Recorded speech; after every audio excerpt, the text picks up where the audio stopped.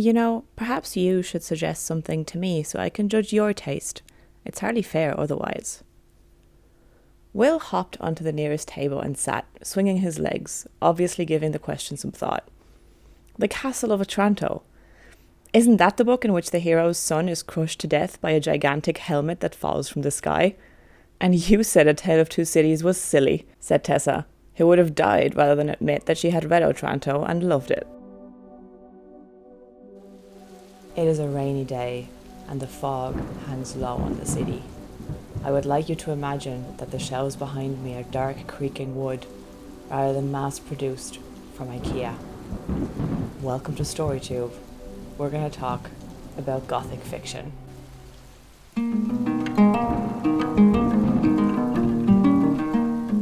Lately, I have been giving some thought to what kind of videos we put out on the channel, what kind of videos we would like to put out on the channel in the future, what our strengths are and what our niche is, I guess, which is an interesting thing to think about. We've both been talking about this because our niche is kind of that we don't have a niche in terms of what kind of books we read and talk about, but also in terms of our approach, because there are channels out there who specialize on video essays and they do a ton of research and their videos are extremely informative and engaging. And then there's channels out there who aim to be essentially literary critics who go really in depth on book reviews and attempt to be very objective and structured about it. There's channels that focus on vlogs and like lifestyle / reading vlogs and that kind of thing. And I'm not really sure what our aim is and where we sit on the booktube spectrum. But I think something that we like to do and that I like to do is to talk about how a book made me feel and to bring it back to personal experience and try to transmit how a book might make you feel or give you an idea of what kind of book it is, not by reviewing it with any attempt of objectivity, but by trying to be as honest as possible and giving you some anecdotes. But I also like the idea of giving a little bit more historical background, especially if we're talking about classics or if we're doing like more in-depth projects, like for example my Nobel Prize project, which I have yet to start. So today is a little bit of an experiment. I am here to talk about The Castle of Otranto by Horace Walpole. But I wanted to give a little bit of background on why I picked this book up in the first place. If you've watched our last wrap-up, you might already know. But basically, this book is mentioned in one of my favourite series, which is The Infernal Devices by Cassandra Clare. Two of the characters love books, and this is one of the books that they talk about. And I included the quote at the beginning where this book is mentioned. That quote alone, to be honest, is a great pitch for it, I think, because it's the opening scene to the book and it only gets more bonkers from there. But what I mean to say is that this is a book that I read exclusively because I love books and because I have loved books for my entire life. So there's a story that has been with me for over a decade now that I love deeply, that has brought me to something that was written 250 years before.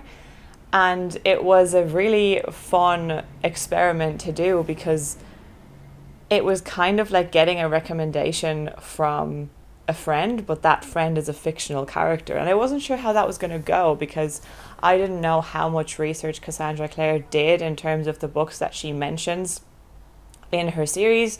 Like, did she just do general research into what was popular at the time? Did she actually read the books?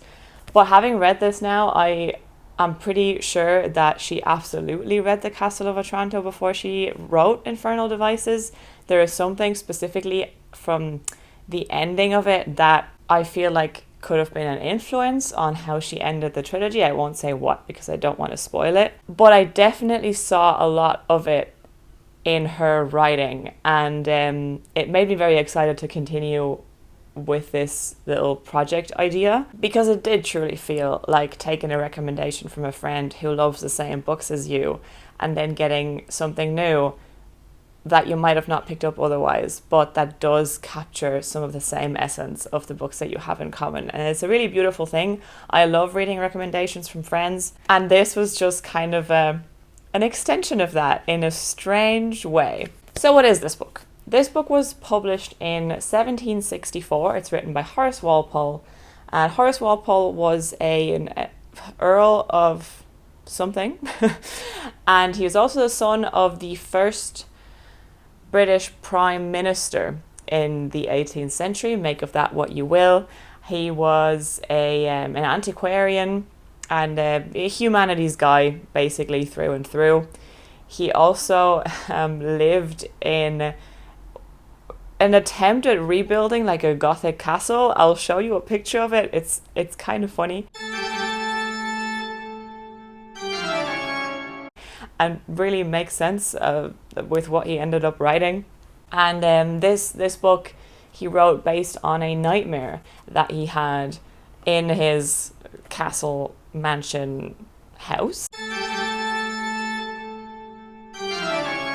And it is considered to be the first Gothic novel that has inspired, well, every Gothic novel that came after it, but also Gothic films and cinema and an entire subculture that we can't really imagine not existing nowadays.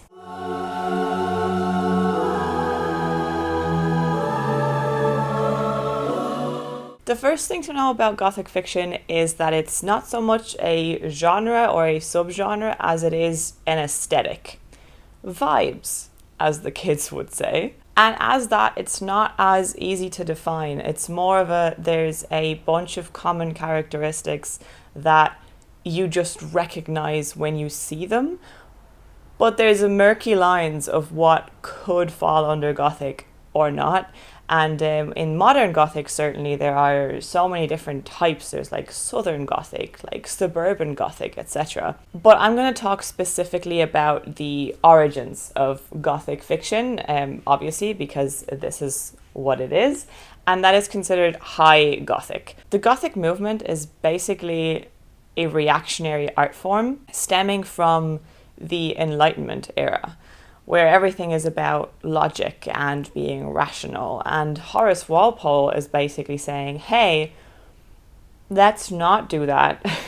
How about we bring back some romanticism, but also make it creepy and unsettling and disturbing, and we can tap into some repressed urges, ideas, feelings, concepts. Another thing that's characteristic of Gothic fiction is that while Enlightenment was very focused on like ancient Rome and ancient Greece, this wants to call back to medieval times, which is where the name Gothic comes from. It is a reference to the Gothic style of architecture, which is kind of the aesthetic of all these creepy Gothic castles that we're seeing depicted. It also concerns itself quite a bit with Catholicism, but with like medieval dark times Catholicism, and uses that to create the atmosphere of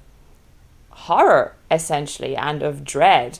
In a way, this is a precursor to the modern horror genre. What's also interesting is that Gothic fiction kind of pops up in different countries in Europe, kind of at the same time and independently from each other. So that push against Enlightenment and that reactionary way of thinking about art and of approaching art seems to have been kind of inevitable and like a natural next step. So for example, in Germany you call it Schauerroman. Schauer means it could be horror but not quite horror, trembling even, like shuddering novel. I think in France it was called the Nouvelle Noire, so like the black novel, kind of like noir in terms of like crime noir, which I think has some elements of the Gothic aesthetic in it, which is interesting to think about. But what are these elements? So some common elements, a lot of the cliches actually come from this book. There's castles, there's fog, there's like creepy forests, there's virginal female figures dressed in white running through the creepy forest, maybe trying to escape from the castle and being chased by a man, probably a powerful man, maybe a supernatural creature. You never know. There are some hints of supernatural. They can be dialed up more or less. It kind of depends.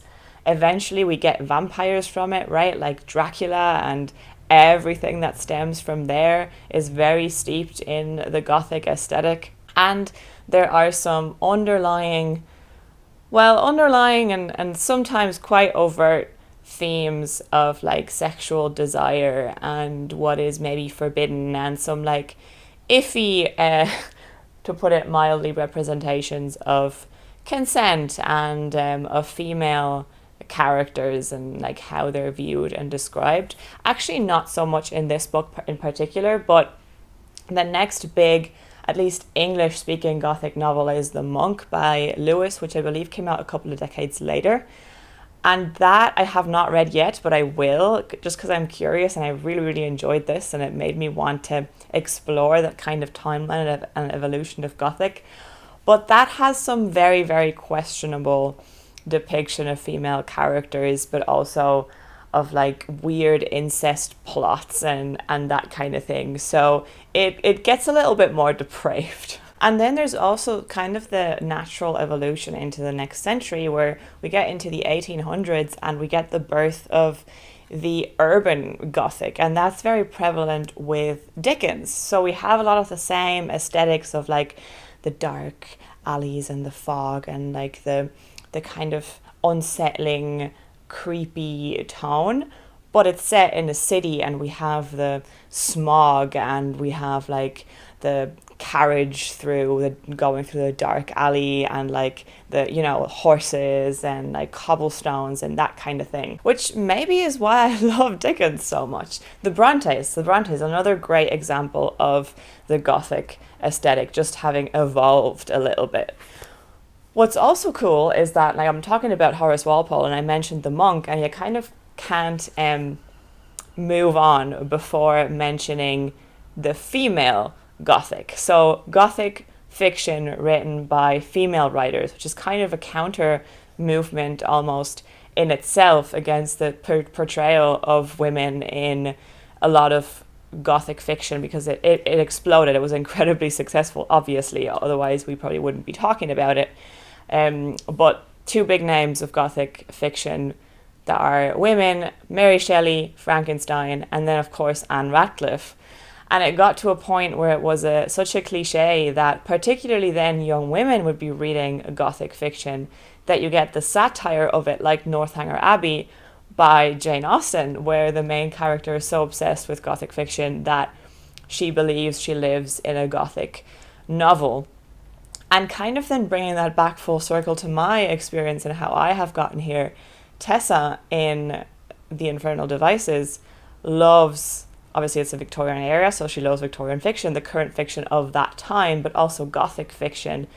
And the books are written in that aesthetic, so I guess she believes she's living in the kind of novel that she loves, but she actually is living in that kind of novel.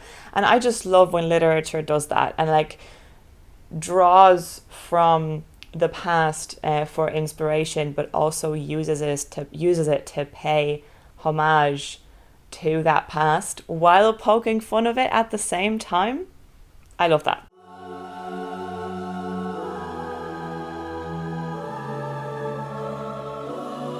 But what a sight for a father's eyes. He beheld his child dashed to pieces and almost buried under an enormous helmet 100 times more large than any casque ever made for a human being, and shaded with a proportionable quantity of black feathers. Like I mentioned, this book was published in 1764. However, at the time, and there's a foreword that's included in most modern editions as well, Horace Walpole claimed that he had not authored the story, the piece, but that he had actually only translated it, and that it was a manuscript found in the home of an ancient Catholic family, and that it was originally written in Italian in the 1500s, but that it actually dated back or was inspired by an even older story that came from the time of the Crusades. So he writes in quite an antiquated style to kind of evoke that as well. And it was very popular upon release, and it was praised by a lot of critics. And he was praised as a translator specifically. And after this success, he had a new foreword that he added for the second edition, where he basically came out and said, "So since you all liked it so much, just kidding, I did not translate it. I made it all up myself. Ha ha." Which is very funny, because upon that, a lot of critics that had praised it actually came out and said, "Oh, it was actually terrible. It was shit all along. What a waste of time. This is so silly." But what is it actually about? So basically, the inciting incident here, we have a Prince Manfred of Otranto who is not a very nice guy, and he has two children by his wife, Conrad and Matilda. Obviously, Matilda is useless because she's a woman, but Conrad is going to inherit the castle. And but the problem is that Conrad is sickly, not in very good health. So he is in a hurry to marry him off so he can have grandchildren and secure the succession, because there's also an ancient prophecy that he is scared of, that his family is basically going to lose everything. So we open up and it's Conrad's wedding day and everything is ready. The bride is waiting for the groom, but the groom is not there. He's late. There's a commotion. A servant, I believe, runs in screaming. Everybody goes outside, and a huge helmet has apparently fallen from the sky, fallen on Conrad and crushed him to death. And this is not the craziest thing that happens in this novel. Basically, I won't spoil the entire plot, but Manfred panics because he still needs to secure the line of succession. There's weird attempts at forced marriage. There's a lot of twists and turns and people revealing their secret identities. There's people stabbing each other accidentally because they didn't know who the other person was and like almost killing each other. There's very dramatic deaths that turned out to be not deaths because it was just all miscommunication. There's tragic declarations of love. There's even a love triangle. A lot happens. This book is 130 pages. There's not a lot of in-depth characterization, but that is not what we need. Remember, he was presenting it as a medieval text, and also kind of hinting at the fact with this initial like first edition presentation that, you know, this is like an old medieval text that is based on an even older medieval story. So, you know, it's like fiction, but also probably based on fact, which is so interesting, isn't it? Considering modern horror and like the found footage kind of framing and trope.